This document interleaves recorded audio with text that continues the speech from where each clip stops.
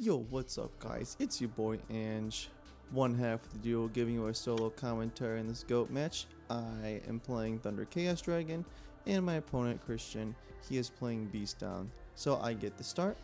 I luckily draw into the Thunder Dragon, discarding Thunder to discard another Thunder, and then add the other Thunder just to get things in graveyard so that way my Chaos cards aren't so dead.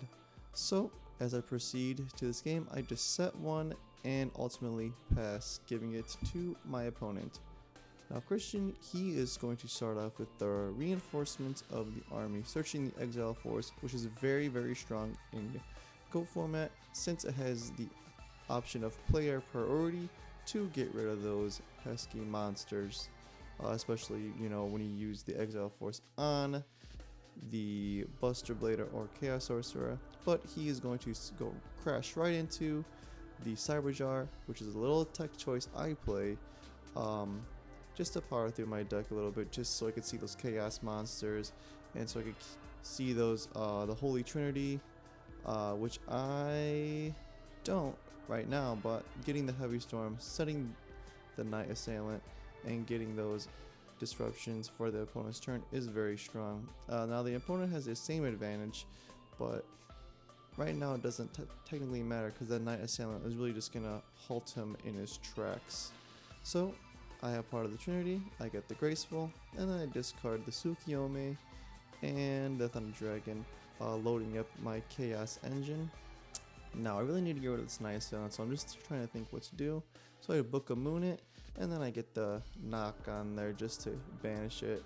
And then I just blind MST because I know he plays Judgments, which is really strong, and I know that he would have stopped that chaos from happening. So I summon it over a free field, swinging for that 23, and I set 2 and pass. So now it's Beast's turn. So just thinking what they're gonna do. They have the next reinforcement. How lucky. So they're gonna get the Night Assailant, which is very strong against this matchup. Getting rid of those Chaos monsters is very crucial because they're so strong. So he's gonna use the Night Assailant attack, and then he's gonna activate the effect. I'm just thinking of what to do. I'm just gonna Mirror Force that because I don't want my Chaos monster to leave the field because it's getting me so much advantage at this point. So I am now thinking on what to do, because he does have that set card, and in GOAT format you really have to be mindful of set cards, what the opponent has. This is a very skillful format, just because you never know what the opponent has. You have to play around the Mirror Forces, you have to play around the Sakuretsu armors. So I'm just gonna Heavy Storm, that way I just get rid of it, and my set card wasn't very strong anyways, so I'm just gonna get swinging for 23 and 16 just to swing in for damage. I know I should have probably saved the Tribe Infecting Virus for something later on, but at this point in the game I just wanted to be really aggressive. And he hits me with that Exile Force. That is really tough, and he gets the Premature Burial, which is gonna let him revive that Exarion, but I unfortunately meet the response with the Raigeki Break, getting rid of that Exarion, which is very strong for me. Now I just swing in for game, and that is game 1. Game 2, we didn't side for this GOAT match because we're just testing out these decks. We're just playing a casual game, but normally we would be siding in. So he summons a Berserker, and I draw into the Trinity. The pod agreed. Unfortunately, I didn't draw the Graceful, but it happens, So I end up setting a few cards here, thinking what to do next. Now I end up setting a lot of cards here. Now you never want to do this just because you could get Heavy Stormed, but that's the risk I'm willing to make at this point. So he's just gonna knock away my Morphing Jar, another tech choice I play in this deck. Normally you never really play the Morphing Jar, but in this case I do. But and he attacks with Exarion and Berserker, I'm trying to think of my responses. I'm going to Book Moon the Exarion and Sacrifice to armor that Berserk Gorilla. And then it'll be giving me to the draw. And I draw into pretty much nothing. And I will have to pass, I believe. So Christian activates the trap card to destroy. And then it just honestly is nothing. To be honest, I'm just trying to bluff him. And luckily I get a way to get rid of that Exarion.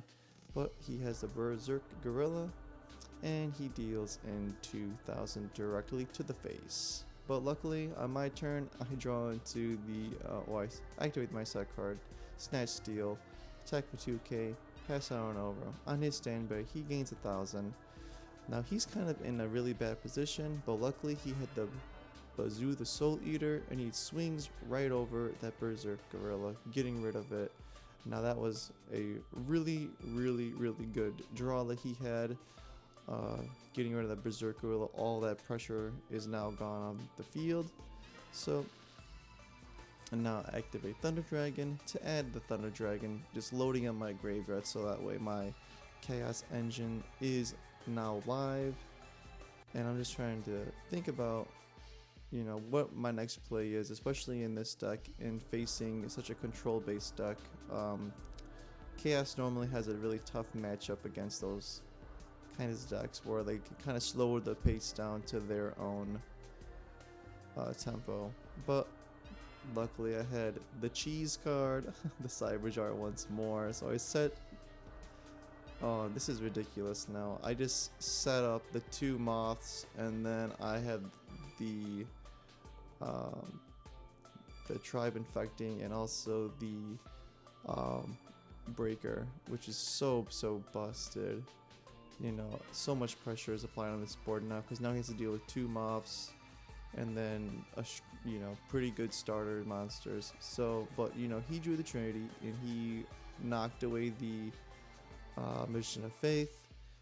But luckily he still has to deal with the other one, and he knows I'm gonna get a free spell card, so he is really at a disadvantage at this point. It doesn't even matter if, you know, he gets rid of, you know, the 2 monsters, because, you know, once I resolve that Magician of Faith, it's pretty much gonna seal the deal almost.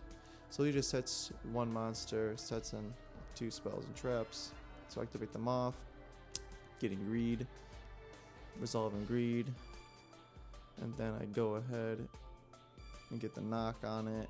So I knock his back row, his monster, and I'm just trying to think of what I could do next, because I know those 2 cards are gonna be kind of pesky. Now I knew the Mirror Force was there to begin with. I don't know why I wanted to swing in, why I didn't just defense and attack with Magician of Faith. Not too sure. Maybe I got a little bit too cocky at that point.